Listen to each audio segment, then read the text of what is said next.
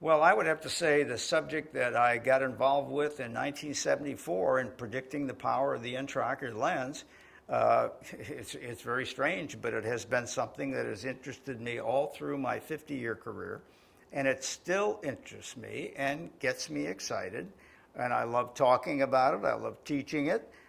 We have a club of a bunch of folks that are either physicists or industry people, eye surgeons, who are kind of nutty about like to talk about the subject and argue about some of these points that I was talking about before. And it's enjoyable. Most ophthalmologists don't enjoy it. They like to have the calculation done and have the power set so they can do their surgery. And I've always found it interesting, and I still do.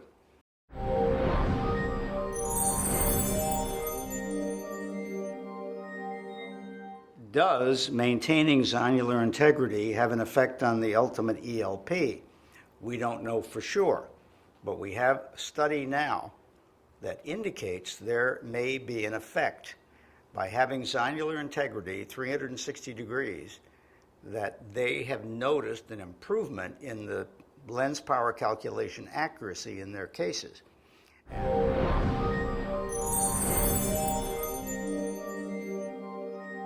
Why, if there are breaks in the zonules, will the ELP prediction be better or worse from that?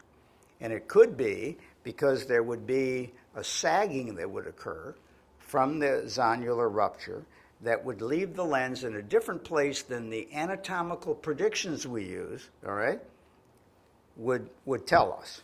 So we use anatomical measurements of the eye before surgery to try to predict where the lens will sit, the ELP, what it will be. And that is probably dependent upon the zonules being all right where they are, undisturbed, unbroken.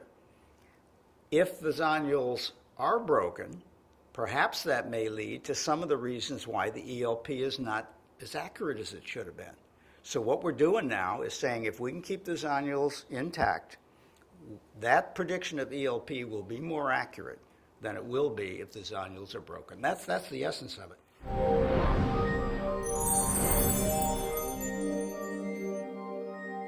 Axial length, corneal power, and ELP are the three things you need to calculate the power correctly.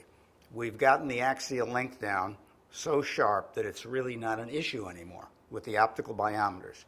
We're getting the corneal power down pretty accurate with the ability to measure the front of the cornea and the back of the cornea with our instruments.